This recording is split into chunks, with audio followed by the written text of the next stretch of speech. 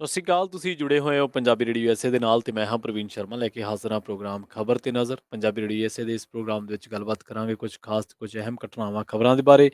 ਪਰ ਉਸ ਤੋਂ ਪਹਿਲਾਂ ਧੰਨਵਾਦ ਕਰਦੇ ਚੱਲੀਏ ਸਪਾਂਸਰਸ ਦਾ ਜਿਹੜੇ ਜ਼ਰੀਆ ਬਣਦੇ ਨੇ ਇਹਨਾਂ ਪ੍ਰੋਗਰਾਮਾਂ ਨੂੰ ਤੁਹਾਡੇ ਤੱਕ ਪਹੁੰਚਾਉਣ ਦੇ ਲਈ। ਖਾਲਸਾ ਇੰਸ਼ੋਰੈਂਸ ਏਜੰਸੀ ਵਾਲੇ ਜਿਨ੍ਹਾਂ ਤੋਂ ਤੁਸੀਂ ਹਰ ਤਰੀਕੇ ਦੀ ਇੰਸ਼ੋਰੈਂਸ ਲੈ ਸਕਦੇ ਹੋ। ਇੰਸ਼ੋਰੈਂਸ ਬਾਰੇ ਪਤਾ ਕਰਨ ਦੇ ਲਈ ਉਹਨਾਂ ਦਾ ਨੰਬਰ ਹੈ 468 272 2500। ਟਰਕੀਨ ਇਮੀਗ੍ਰੇਸ਼ਨ ਲਾ ਫਰਮ ਵਾਲੇ ਜੇ ਟਰਕੀਨ ਅਟਾਰਨੀ ਟਰਕੀਆਂ ਦੇ ਨਾਲ ਤੁਸੀਂ ਯੂਐਸ ਇਮੀਗ੍ਰੇਸ਼ਨ ਬਾਬਤ ਕੋਈ ਵੀ ਸਲਾਹ ਕਰਨੀ ਹੈ ਜਾਂ ਕੋਈ ਸਵਾਲ ਪੁੱਛਣਾ ਤੇ ਉਹਨਾਂ ਦਾ ਨੰਬਰ ਹੈ 4159090503। ਗੁਰਦੀਪ ਸਿੰਘ ਬਿਰਦੀ ਕਲੋਬੀ, ਸਤਨਾਮ ਸਿੰਘ ਸ਼ੇਰਗਿੱਲ ਸਿਲਮਾ, ਜਗਤਾਰ ਸਿੰਘ ਅਨੰਦਪੁਰੀ ਫਰੀਮੌਂਟ, ਮਨਦੀਪ ਸਿੰਘ ਸੈਨ ਹੋਜ਼ੇ, ਮਨਜੀਤ ਸਿੰਘ ਸੈਨ ਹੋਜ਼ੇ, ਇਹਨਾਂ ਸਾਰੇ ਹੀ ਸਪਾਂਸਰਸ ਦਾ ਬਹੁਤ ਬਹੁਤ ਧੰਨਵਾਦ। ਤੇ ਜੇਕਰ ਤੁਸੀਂ ਵੀ ਇਹਨਾਂ ਪ੍ਰੋਗਰਾਮਾਂ ਨੂੰ ਸਪਾਂਸਰ ਕਰਨਾ ਚਾਹੁੰਦੇ ਹੋ ਤਾਂ ਸਟੂਡੀਓ ਦਾ ਨੰਬਰ ਹੈ 408272 5200। ਖਬਰਾਂ ਦੀ ਸ਼ੁਰੂਆਤ ਕਰਦੇ ਹਾਂ ਅੰਮ੍ਰਿਤਪਾਲ ਸਿੰਘ ਤੋਂ। ਜਿਹੜੀਆਂ ਕਿ ਖਬਰਾਂ ਆ ਰਹੀਆਂ ਨੇ ਇਸ ਵੇਲੇ ਅੰਮ੍ਰਿਤਪਾਲ ਸਿੰਘ ਦੀ ਗ੍ਰਿਫਤਾਰੀ ਦੇ ਨਾਲ ਜੁੜੀਆਂ, ਤਾਂ ਉਹਨਾਂ ਖਬਰਾਂ ਦੀ ਬਾਬਤ ਅਮਰੀਕਾ ਦੇ ਨਾਲ ਵਿਸ਼ਵ ਭਰ ਦੇ ਵਿੱਚ ਸਿੱਖਾਂ ਵੱਲੋਂ ਵੱਡੇ ਪੱਧਰ ਤੇ ਰੋਸ ਮੁਜ਼ਾਹਰੇ ਕੀਤੇ ਗਏ ਨੇ। ਜੇਕਰ ਗੱਲ ਕਰੀਏ ਅਮਰੀਕਾ ਦੀ, ਤਾਂ ਅਮਰੀਕਾ ਦੇ ਵਿੱਚ ਨਿਊਯਾਰਕ ਸਮੇਤ ਸੈਨ ਫਰਾਂਸਿਸਕੋ ਦੇ ਵਿੱਚ ਵੀ ਵੱਡੇ ਪੱਧਰ ਤੇ ਜਿਹੜੇ ਰੋਸ ਮੁਜ਼ਾਹਰੇ ਆ ਉਹ ਕੀਤੇ ਗਏ ਨੇ। ਤੇ ਇਹਨਾਂ ਰੋਸ ਮੁਜ਼ਾਹਰਿਆਂ ਦੇ ਵਿੱਚ ਵੱਡੀ ਗਿਣਤੀ ਪਹੁੰਚੇ ਲੋਕਾਂ ਨੇ, ਸਿੱਖਾਂ ਨੇ, ਸੰਗਤ ਨੇ ਇਹ ਅਪੀਲ ਕੀਤੀ ਹੈ ਕਿ ਅੰਮ੍ਰਿਤਪਾਲ ਸਿੰਘ ਦੀ ਰਿਹਾਈ ਛੇਤੀ ਤੋਂ ਛੇਤੀ ਯਕੀਨੀ ਬਣਾਈ ਜਾਣੀ ਚਾਹੀਦੀ ਹੈ। ਨਾਲ ਹੀ ਇਹਨਾਂ ਨੇ ਅੰਮ੍ਰਿਤਪਾਲ ਸਿੰਘ ਦੇ ਨਾਲ ਕੋਈ ਇਸ ਤਰ੍ਹਾਂ ਦੀ ਅਣਸੁਖਾਵੀ ਘਟਨਾ ਨਾ ਵਾਪਰੇ, ਇਸ ਤਰ੍ਹਾਂ ਦੇ ਖਦਸ਼ੇ ਵੀ ਜਿਹੜੇ ਨੇ ਉਹ ਪ੍ਰਗਟਾਏ ਨੇ। ਤੇ ਇਹੀ ਕਾਰਨ ਕਿਹਾ ਜਾ ਰਿਹਾ ਕਿ ਸਿੱਖਾਂ ਦੇ ਵਿੱਚ ਜਿਹੜਾ ਹੁਣ ਤੱਕ ਇੱਕ ਵਖਰੇਵੇਂ ਦੀ ਜਿਹੜੀ ਝਲਕ ਆ ਜਾਂ ਵਖਰੇਵੇਂ ਦੀ ਜਿਹੜਾ ਮਹਿਸੂਸ ਕੀਤਾ ਜਾ ਰਿਹਾ, ਤਾਂ ਉਹਦੇ ਪਿੱਛੇ ਇਹ ਵਧੀਕੀਆਂ ਬਹੁਤ ਵੱਡੇ ਪੱਧਰ ਤੇ ਜ਼ਿੰਮੇਵਾਰ ਨੇ ਜਿਹੜੀਆਂ ਸਮੇਂ-ਸਮੇਂ ਸਿਰ ਵੱਖ-ਵੱਖ ਤਰ੍ਹਾਂ ਦੀਆਂ ਹਕੂਮਤਾਂ ਤੋਂ ਸਿੱਖਾਂ ਦੇ ਨਾਲ ਕੀਤੀਆਂ ਜਾਂਦੀਆਂ ਰਹੀਆਂ ਨੇ। ਗੱਲ ਕਰੀਏ ਸੈਨ ਫਰਾਂਸਿਸਕੋ ਦੀ, ਸੈਨ ਫਰਾਂਸਿਸਕੋ ਦੇ ਵਿੱਚ ਵੱਡੀ ਪੱਧਰ ਤੇ ਇਕੱਠੇ ਹੋ ਕੇ ਸਿੱਖ ਨੌਜਵਾਨਾਂ ਨੇ, ਬਜ਼ੁਰਗਾਂ ਨੇ, ਬੀਬੀਆਂ ਨੇ ਇਕੱਠੇ ਹੋ ਕੇ ਅੰਮ੍ਰਿਤਪਾਲ ਸਿੰਘ ਦੀ ਇਸ ਗ੍ਰਿਫਤਾਰੀ ਦਾ ਵਿਰੋਧ ਕੀਤਾ ਤੇ ਜਿੱਥੇ ਉਹਦੀ ਰਿਹਾਈ ਦੀ ਮੰਗ ਕੀਤੀ ਹੈ, ਉਹਦੇ ਨਾਲ ਇਹ ਵੀ ਮੰਗ ਕੀਤੀ ਹੈ ਕਿ ਜਿਹੜੇ ਕੇਸ ਉਹਦੇ ਤੇ ਪਾਏ ਗਏ ਨੇ, ਤਾਂ ਉਹ ਕੇਸ ਵੀ ਜਿਹੜੇ ਨੇ ਉਹ ਵਾਪਸ ਲੈਣੇ ਚਾਹੀਦੇ ਨੇ। ਭਾਰਤੀ ਕੌਂਸੂਲੇਟ ਦਿੱਤੇ ਇਸ ਧਰਨੇ ਦੇ ਹੇਠ ਸੰਗਤ ਜਿਹੜੀ ਆ ਉਹ ਮੀਂਹ ਦੇ ਵਿੱਚ ਵੀ ਖੜੀ ਰਹੀ ਸੀ। ਉਧਰ ਜੇਕਰ ਗੱਲ ਕਰੀਏ ਨਿਊਯਾਰਕ ਦੀ, ਨਿਊਯਾਰਕ ਦੇ ਵਿੱਚ ਵੀ ਵੱਡੀ ਪੱਧਰ ਤੇ ਰੋਸ ਮੁਜ਼ਾਹਰੇ ਜਿਹੜੇ ਨੇ ਕੀਤੇ ਗਏ ਨੇ। ਤੇ ਇਹਨਾਂ ਰੋਸ ਮੁਜ਼ਾਹਰਿਆਂ ਦੇ ਦੌਰਾਨ ਅੰਮ੍ਰਿਤਪਾਲ ਸਿੰਘ ਦੀ ਰਿਹਾਈ ਦੀ ਮੰਗ ਕੀਤੀ ਗਈ ਹੈ। ਰਿਹਾਈ ਦੇ ਨਾਲ ਇਹ ਵੀ ਕਿਹਾ ਗਿਆ ਹੈ ਕਿ ਅੰਮ੍ਰਿਤਪਾਲ ਸਿੰਘ ਦੇ ਉੱਤੇ ਜਿਹੜਾ ਜ਼ਬਰ ਹੈ ਇਹ ਰੁਕਣਾ ਚਾਹੀਦਾ ਤੇ ਇਹ ਕਿਸੇ ਵੀ ਹੱਦ ਤੱਕ ਜਿਹੜਾ ਉਹ ਬਰਦਾਸ਼ਤ ਨਹੀਂ ਕੀਤਾ ਜਾ ਸਕਦਾ। ਇਸੇ ਤਰ੍ਹਾਂ ਜੇਕਰ ਕੈਨੇਡਾ ਦੇ ਵਿੱਚ ਗੱਲ ਕਰੀਏ, ਕੈਨੇਡਾ ਦੇ ਵਿੱਚ ਵੀ ਭਾਰਤ ਦੇ ਰਾਜਦੂਤ ਸੰਜੇ ਕੁਮਾਰ ਵਰਮਾ ਦੇ ਮਾਣ ਸਨਮਾਨ ਦੇ ਵਿੱਚ ਇੱਕ ਡਿਨਰ ਜਿਹੜਾ ਉਹ ਕੀ ਰੱਖਿਆ ਗਿਆ ਸੀਗਾ। ਪਰ ਇਹਦੇ ਨਾਲ ਪਤਾ ਲੱਗਿਆ ਹੈ ਕਿ ਸਰੀ ਵੈਨਕੂਵਰ ਦੇ ਇਲਾਕਿਆਂ ਦੇ ਵਿੱਚ ਵੀ ਭਾਰਤੀ ਰਾਜਦੂਤ ਦੀ ਰਿਸੈਪਸ਼ਨ ਵਾਲੀ ਥਾਂ ਦੇ ਬਾਹਰ ਸ਼ਾਂਤਮਈ ਰੋਸ ਮੁਜ਼ਾਹਰੇ ਕੀਤੇ ਗਏ ਨੇ। ਤੇ ਉਧਰ ਲੰਡਨ ਦੇ ਵਿੱਚ ਇੱਕ ਰੋਸ ਮੁਜ਼ਾਹਰੇ ਦੇ ਦੌਰਾਨ ਭਾਰਤੀ ਹਾਈ ਕਮਿਸ਼ਨ ਤੇ ਲੱਗੇ ਤਿਰੰਗੇ ਨੂੰ ਕੁਝ ਲੋਕਾਂ ਵੱਲੋਂ ਪੁੱਟਣ ਤੇ ਭਾਰਤ ਨੇ ਦਿੱਲੀ ਦੇ ਵਿੱਚ ਬਰਤਾਨੀਆ ਦੇ ਸਭ ਤੋਂ ਸੀਨੀਅਰ ਰਾਜਦੂਤ ਨੂੰ ਤਲਬ ਕੀਤਾ।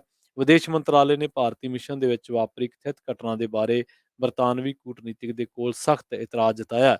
ਪਤਾ ਇਹ ਵੀ ਲੱਗਾ ਹੈ ਕਿ ਯੂਕੇ ਹਾਈ ਕਮਿਸ਼ਨ ਦੇ ਉਪ ਮੁਖੀ ਨੂੰ ਤਲਬ ਕੀਤਾ ਗਿਆ ਸੀ, ਜਦਕਿ ਹਾਈ ਕਮਿਸ਼ਨਰ ਐਲਿਸ ਨੇ ਇਸ ਘਟਨਾ ਦੀ ਸਖਤ ਸ਼ਬਦਾਂ ਦੇ ਵਿੱਚ ਨਿਖੇਧੀ ਕੀਤੀ ਹੈ।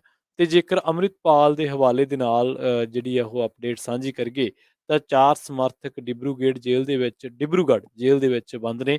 ਤਾਂ ਇਸ ਤੋਂ ਬਾਅਦ ਖਬਰਾਂ ਇਹ ਵੀ ਆ ਰਹੀਆਂ ਨੇ ਕਿ ਸ਼੍ਰੋਮਣੀ ਅਕਾਲੀ ਦਲ ਅੰਮ੍ਰਿਤਸਰ ਦੇ ਪ੍ਰਧਾਨ ਤੇ ਸੰਗਰੂਰ ਤੋਂ ਸੰਸਦ ਮੈਂਬਰ ਸਿਮਰਨਜੀਤ ਸਿੰਘ ਮਾਨ ਦਾ ਟਵਿੱਟਰ ਅਕਾਊਂਟ ਜਿਹੜਾ ਉਹ ਦੇਰ ਸ਼ਾਮ ਬੰਦ ਕਰ ਦਿੱਤਾ ਗਿਆ। ਹਾਲਾਂਕਿ ਇਸ ਦੇ ਕਾਰਨ ਦੀ ਪੁਸ਼ਟੀ ਨਹੀਂ ਹੋ ਸਕੀ। ਪਾਰਟੀ ਦੇ ਸੀਨੀਅਰ ਆਗੂ ਗੋਪਾਲ ਸਿੰਘ ਨੇ ਕਿਹਾ ਹੈ ਕਿ ਸੰਸਦ ਮੈਂਬਰ ਦਾ ਟਵਿੱਟਰ ਅਕਾਊਂਟ ਬੰਦ ਕਰਨਾ ਗੈਰ ਜਮਹੂਰੀਅਤ ਹੈ। ਉਹਨਾਂ ਨੇ ਕਿਹਾ ਕਿ ਜੇਕਰ ਸੰਸਦ ਮੈਂਬਰਾਂ ਦੇ ਹੀ ਅਕਾਊਂਟ ਬੰਦ ਕਰ ਦਿੱਤੇ ਜਾਣਗੇ ਤਾਂ ਲੋਕਾਂ ਦੀ ਆਵਾਜ਼ ਕੌਣ ਚੁੱਕੇਗਾ। ਇਸ ਮੁੱਦੇ ਨੂੰ ਮਾਨ ਲੋਕ ਸਭਾ ਦੇ ਵਿੱਚ ਵੀ ਚੁੱਕਣਗੇ। ਸੋ ਇਹ ਉਹ ਘਟਨਾਵਾਂ ਨੇ ਜਿਹੜੀਆਂ ਵਿਸ਼ਵ ਭਰ ਦੇ ਵਿੱਚ ਵਾਪਰੀਆਂ ਨੇ। ਕੈਨੇਡਾ ਦੇ ਵਿੱਚ ਸਰੀ ਵੈਨਕੂਵਰ ਦੇ ਵਿੱਚ ਬਹੁਤ ਇਲਾਕਿਆਂ ਦੇ ਵਿੱਚ ਜਿਹੜੇ ਨੇ ਉਹ ਸ਼ਾਂਤਮਈ ਰੋਸ ਮੁਜ਼ਾਹਰੇ ਕੀਤੇ ਗਏ ਨੇ। ਲੰਡਨ ਵਾਲੀ ਘਟਨਾ ਦੇ ਮਾਮਲੇ ਦੇ ਵਿੱਚ ਜਿਹੜਾ ਹਾਈ ਕਮਿਸ਼ਨਰ ਹੈ ਉਹ ਤਲਬ ਕਰ ਲਿਆ ਗਿਆ। ਬਰਤਾਨਵੀ ਹਾਈ ਕਮਿਸ਼ਨਰ ਤਲਬ ਕੀਤਾ ਗਿਆ ਭਾਰਤ ਵੱਲੋਂ। ਤੇ ਇਹਦੇ ਨਾਲ ਅਮਰੀਕਾ ਦੇ ਕਈ ਹਿੱਸਿਆਂ ਦੇ ਵਿੱਚ ਵੀ ਜਿਹੜਾ ਉਹ ਅੰਮ੍ਰਿਤਪਾਲ ਸਿੰਘ ਦੀ ਇਸ ਗ੍ਰਿਫਤਾਰੀ ਦੇ ਵਿਰੋਧ ਦੇ ਵਿੱਚ ਜਿਹੜਾ ਉਹ ਰੋਸ ਮੁਜ਼ਾਹਰੇ ਨੇ ਉਹ ਕੀਤੇ ਗਏ ਨੇ। ਮਾਪਿਆਂ ਦਾ ਲਗਾਤਾਰ ਕਲੇਮ ਹੈ ਕਿ ਅੰਮ੍ਰਿਤਪਾਲ ਸਿੰਘ ਨੂੰ ਗ੍ਰਿਫਤਾਰ ਕੀਤਾ ਗਿਆ, ਜਦਕਿ ਸਸਪੈਂਸ ਜਿਹੜਾ ਉਹ ਹਲੇ ਵੀ ਕਾਇਮ ਹੈ ਕਿ ਅੰਮ੍ਰਿਤਪਾਲ ਸਿੰਘ ਨੂੰ ਗ੍ਰਿਫਤਾਰ ਕੀਤਾ ਕਿ ਨਹੀਂ ਕੀਤਾ। ਪੰਜਾਬ ਪੁਲਿਸ ਨੇ ਇਹ ਬਿਆਨ ਜਾਰੀ ਕੀਤਾ ਕਿ ਅਸੀਂ ਵੱਖ-ਵੱਖ ਦੇਸ਼ਾਂ, ਰਾਜਾਂ ਤੇ ਸ਼ਹਿਰਾਂ ਤੋਂ ਆਉਣ ਵਾਲੀਆਂ ਸਾਰੀਆਂ ਜਾਅਲੀ ਖਬਰਾਂ ਤੇ ਨਫ਼ਰਤ ਵਾਲੇ ਭਾਸ਼ਣਾਂ ਦੀ ਨਿਗਰਾਨੀ ਕਰ ਰਹੇ ਹਾਂ। ਝੂਠੀਆਂ ਅਫਵਾਹਾਂ ਫੈਲਾਉਣ ਵਾਲਿਆਂ ਦੇ ਖਿਲਾਫ ਸਖਤ ਕਾਰਵਾਈ ਜਿਹੜੀ ਹੈ ਉਹ ਕੀਤੀ ਜਾਊਗੀ। ਤੇ ਇਹਦੇ ਨਾਲ ਹੀ ਸੁਖਚੈਨ ਸਿੰਘ ਗਿੱਲ ਜਿਹੜੇ ਨੇ ਉਹਨਾਂ ਨੇ ਗੱਲ ਕਹੀ ਹੈ ਕਿ ਪੰਜਾਬ ਪੁਲਿਸ ਕਾਨੂੰਨ ਦੇ ਅੰਦਰ ਰਹਿ ਕੇ ਕੰਮ ਕਰ ਰਹੀ ਹੈ। ਪਰ ਦੂਜੇ ਪਾਸੇ ਜਿਹੜੇ ਲੋਕ ਅੰਮ੍ਰਿਤਪਾਲ ਸਿੰਘ ਦੀ ਰਿਹਾਈ ਦੀ ਮੰਗ ਕਰ ਰਹੇ ਨੇ, ਉਹਨਾਂ ਨੇ ਕਿਹਾ ਕਿ ਪੰਜਾਬ ਪੁਲਿਸ ਇਸ ਮਾਮਲੇ ਦੇ ਵਿੱਚ ਸਾਰੀਆਂ ਹੱਦਾਂ ਬੰਨ੍ਹੇ ਟੱਪ ਰਹੀ ਹੈ।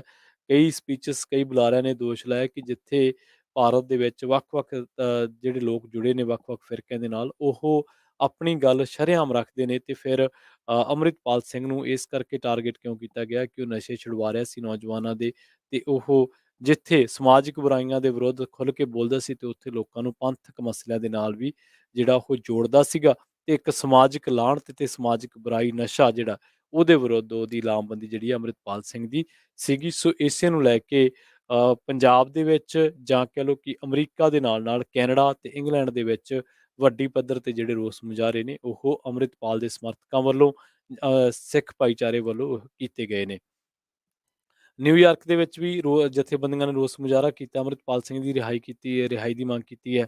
ਜੇਕਰ ਹੁਣ ਤੱਕ ਦੀ ਗੱਲ ਕਰੀਏ ਤਾਂ ਹੁਣ ਤੱਕ ਤਕਰੀਬਨ 120 ਦੇ ਕਰੀਬ ਗ੍ਰਿਫਤਾਰੀਆਂ ਜਿਹੜੀਆਂ ਨੇ ਉਹ ਸੂਬੇ ਭਰ ਦੇ ਵਿੱਚ ਹੋ ਚੁੱਕੀਆਂ ਨੇ ਇਸੇ ਮਾਮਲੇ ਦੇ ਨਾਲ ਜੁੜੀਆਂ। ਕੁੱਲ 34 ਗ੍ਰਿਫਤਾਰੀਆਂ ਅੱਜ ਹੋਈਆਂ ਨੇ ਤੇ ਜਿਸ ਕਰਕੇ ਕੁੱਲ ਜਿਹੜੀ ਗ੍ਰਿਫਤਾਰੀਆਂ ਦੀ ਗਿਣਤੀ ਹੈ 115 ਤੋਂ ਬਾਹਰ ਦੱਸੀ ਜਾ ਰਹੀ ਹੈ। ਅੰਮ੍ਰਿਤਪਾਲ ਤੇ ਸਾਥੀਆਂ ਨੂੰ ਜਿਹੜਾ ਉਹ ਪੁਲਿਸ ਦੀ ਗਿਰਫਤ ਤੋਂ ਬਾਹਰ ਦੱਸੇ ਗਏ ਨੇ ਤੇ ਉਹਨਾਂ ਦੀ ਭਾਲ ਕੀਤੀ ਜਾ ਰਹੀ ਹੈ, ਪੁਲਿਸ ਦਾ ਦਾਅਵਾ ਹੈ। ਪਰਿਵਾਰ ਦਾ ਦਾਅਵਾ ਇਹ ਹੈ ਕਿ ਅੰਮ੍ਰਿਤਪਾਲ ਸਿੰਘ ਪੁਲਿਸ ਦੀ ਗਿਰਫਤ ਦੇ ਵਿੱਚ ਹੈ। ਉਧਰ ਦੂਜੇ ਪਾਸੇ ਵਾਰਿਸ ਪੰਜਾਬ ਦੇ ਕਾਨੂੰਨੀ ਸਲਾਹਕਾਰ ਜਿਹੜੇ ਇਮਾਨ ਸਿੰਘ ਖਾਰਾ ਨੇ, ਉਹਨਾਂ ਨੇ ਹਾਈ ਕੋਰਟ ਦਾ ਰੁਖ ਕਰ ਲਿਆ। ਹਾਈ ਕੋਰਟ ਨੇ ਪੰਜਾਬ ਸਰਕਾਰ ਨੂੰ 21 ਮਾਰਚ ਤੱਕ ਜਵਾਬ ਦੇਣ ਦਾ ਨੋਟਿਸ ਜਾਰੀ ਕੀਤਾ ਹੈ। ਅੰਮ੍ਰਿਤਪਾਲ ਦੀ ਮਾਤਾ ਦਾ ਦਾਅਵਾ ਹੈ ਕਿ ਅੰਮ੍ਰਿਤਪਾਲ ਨੂੰ ਸ਼ਾਹਕੋਟ ਥਾਣੇ ਦੇ ਵਿੱਚੋਂ ਗ੍ਰਿਫਤਾਰ ਕੀਤਾ ਗਿਆ ਹੈ। ਅੰਮ੍ਰਿਤਪਾਲ ਦੇ ਫੜੇ ਗਏ 7 ਸਾਥੀਆਂ ਨੂੰ ਅਦਾਲਤ ਦੇ ਵਿੱਚ ਪੇਸ਼ ਕੀਤਾ ਗਿਆ। 4 ਸਾਥੀਆਂ ਨੂੰ ਕਿਹਾ ਗਿਆ ਹੈ ਕਿ ਅਸਾਮ ਦੇ ਡਿਬਰੂਗੜ੍ਹ ਦੇ ਵਿੱਚ ਭੇਜ ਦਿੱਤਾ ਗਿਆ। ਪੰਜਾਬ ਦੇ ਵਿੱਚ ਇੰਟਰਨੈਟ ਮੁਅੱਤਲੀ ਜਿਹੜੀਆਂ ਨੇ ਉਹ ਸੋਮਵਾਰ ਦੁਪਹਿਰ 12 ਵਜੇ ਤੱਕ ਅੱਗੇ ਵਧਾ ਦਿੱਤੀਆਂ ਨੇ। ਅੰਮ੍ਰਿਤਪਾਲ ਦੇ ਹਮਾਇਤੀਆਂ ਨੇ ਮੋਹਾਲੀ ਦੇ ਵਿੱਚ ਸੋਹਾਣਾ ਗੁਰਦੁਆਰਾ ਸਾਹਿਬ ਦੇ ਸਾਹਮਣੇ ਜਿਹੜਾ ਧਰਨਾ ਲਗਾਇਆ। ਪੁਲਿਸ ਵੱਲੋਂ ਲੋਕਾਂ ਨੂੰ ਅਮਨ ਸ਼ਾਂਤੀ ਬਣਾਏ ਰੱਖਣ ਦੀ ਅਪੀਲ ਜਿਹੜੀ ਆ ਉਹ ਕੀਤੀ ਜਾ ਰਹੀ ਹੈ। ਪੰਜਾਬ ਪੁਲਿਸ ਨੇ ਇਸ ਘਟਨਾ ਨੂੰ ਵੱਖ-ਵੱਖ ਮੱਦੇਨਜ਼ਰ ਰੱਖਦਿਆਂ ਵੱਖ-ਵੱਖ ਥਾਵਾਂ ਤੇ ਫਲੈਗ ਮਾਰਚ ਕੀਤਾ ਹੈ। ਅਦਾਲਤ ਨੇ ਜਿਹੜੇ ਅੰਮ੍ਰਿਤਪਾਲ ਸਿੰਘ ਦੇ 7 ਸਾਥੀ ਫੜੇ ਗਏ ਨੇ, ਉਹਨਾਂ ਨੂੰ ਅਦਾਲਤ ਦੇ ਵਿੱਚ ਪੇਸ਼ ਕੀਤਾ ਤੇ 23 ਮਾਰਚ ਤੱਕ ਦਾ ਜਿਹੜਾ ਪੁਲਿਸ ਰਿਮਾਂਡ ਹੈ ਉਹ ਪੁਲਿਸ ਰਿਮਾਂਡ ਤੇ ਭੇਜਣ ਦੇ ਹੁਕਮ ਹੋਏ ਨੇ।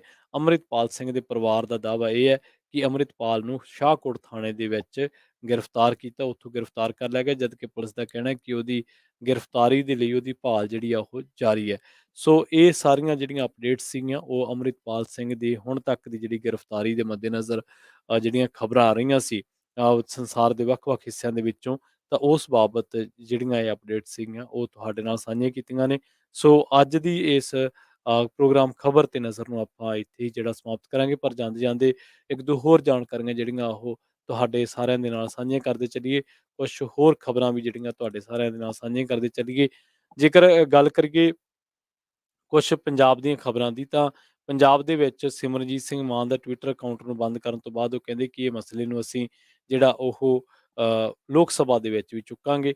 ਤੇ ਉਧਰ ਦੂਜੇ ਪਾਸੇ ਪੰਜਾਬ ਦੀਆਂ ਹੋਰ ਖਬਰਾਂ ਦੇ ਵਿੱਚ ਜੇਕਰ ਗੱਲ ਕਰੀਏ ਤਾਂ ਸੁਖਬੀਰ ਬਾਦਲ ਜਿਹੜੇ ਨੇ ਉਹ ਹੁਣ ਹਾਈ ਕੋਰਟ ਦਾ ਰੁਖ ਜਿਹੜਾ ਉਹ ਕਰ ਸਕਦੇ ਨੇ, ਕਿਉਂਕਿ ਉਹਨਾਂ ਨੂੰ ਜਿਹੜਾ ਅ ਕੋਟਕਪੂਰਾ ਗੋਲੀਕਾਂਡ ਦਾ ਜਿਹੜਾ ਮਾਮਲਾ, ਉਸ ਮਾਮਲੇ ਦੇ ਵਿੱਚ ਸੁਖਬੀਰ ਬਾਦਲ ਨੂੰ ਸੰਮਨ ਜਾਰੀ ਕੀਤੇ ਨੇ ਤੇ ਉਹਦੇ ਵਿੱਚ ਮੁੱਖ ਸਾਜ਼ਿਸ਼ ਘਾੜਾ ਜਿਹੜਾ ਉਹ ਦੱਸਿਆ ਗਿਆ। ਵਾਰਿਸ ਪੰਜਾਬ ਦੀ ਜਥੇਬੰਦੀ ਦਾ ਮੁਖੀ ਜਿਹੜਾ ਅੰਮ੍ਰਿਤਪਾਲ ਸਿੰਘ, ਉਸ ਤੋਂ ਬਾਅਦ ਹੁਣ ਦਲਜੀਤ ਕਲਸੀ ਨੂੰ ਗੁੜਗਾਉਂ ਤੋਂ ਗ੍ਰਿਫਤਾਰ ਕਰਨ ਦੀਆਂ ਖਬਰਾਂ ਆਈਆਂ ਨੇ। ਹਾਲਾਂਕਿ ਪੁਲਿਸ ਵੱਲੋਂ ਇਸ ਬਾਰੇ ਕੋਈ ਪੁਸ਼ਟੀ ਨਹੀਂ ਕੀਤੀ ਜਾ ਰਹੀ, ਪਰ ਇਸ ਬਾਬਤ ਪੁਲਿਸ ਵੱਲੋਂ ਹੋਰਨਾਂ ਮੈਂਬਰਾਂ ਨੂੰ ਹਿਰਾਸਤ ਦੇ ਵਿੱਚ ਲੈਣ ਦੇ ਲਈ ਜਿਹੜੀ ਫੜੋ ਫੜਾਈ ਹੈ ਉਹ ਜਾਰੀ ਹੈ। ਸੋ ਹੁਣ ਤੱਕ ਅਜਨਾਲਾ ਘਟਨਾ ਦੇ ਮਾਮਲੇ ਦੇ ਵਿੱਚ ਕੁੱਲ 23 ਜਣਿਆਂ ਦਾ ਜਿਹੜਾ ਪੁਲਿਸ ਰਿਮਾਂਡ ਆ ਉਹ ਮਿਲ ਚੁੱਕਿਆ। ਅਜਨਾਲਾ ਥਾਣੇ ਤੇ ਹਮਲਾ ਕਰਨ ਦੇ ਮਾਮਲੇ ਦੇ ਵਿੱਚ ਗ੍ਰਿਫਤਾਰ 7 ਜਣਿਆਂ ਨੂੰ 23 ਮਾਰਚ ਤੱਕ ਦੇ ਪੁਲਿਸ ਰਿਮਾਂਡ ਤੇ ਭੇਜਿਆ ਗਿਆ।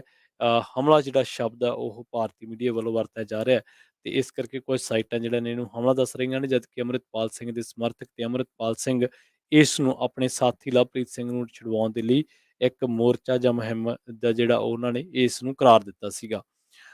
ਹੁਣ ਜਿਹੜਾ ਇਹਦੇ ਵਿੱਚ ਅੰਮ੍ਰਿਤਪਾਲ ਸਿੰਘ ਨੂੰ ਮੁੱਖ ਮੁਲਜ਼ਮ ਵਜੋਂ ਨਾਮਜ਼ਦ ਕੀਤਾ ਗਿਆ। ਬਿਆਸ ਦੇ ਐਸਐਸਪੀ ਅੰਮ੍ਰਿਤਸਰ ਦੇਹਾਤੀ ਜੁਗਰਾਜ ਸਿੰਘ ਨੇ ਦੱਸਿਆ ਕਿ ਅਜਨਾਲਾ ਮਾਮਲੇ ਦੇ ਵਿੱਚ ਗ੍ਰਿਫਤਾਰ 7 ਜਣਿਆਂ ਨੂੰ ਅਦਾਲਤ ਦੇ ਵਿੱਚ ਪੇਸ਼ ਕੀਤਾ ਗਿਆ ਸੀਗਾ ਤੇ ਅਦਾਲਤ ਨੇ ਉਹਨਾਂ ਨੂੰ 23 ਮਾਰਚ ਤੱਕ ਜਿਹੜਾ ਉਹ ਪੁਲਿਸ ਰਿਮਾਂਡ ਤੇ ਭੇਜ ਦਿੱਤਾ ਹੈ।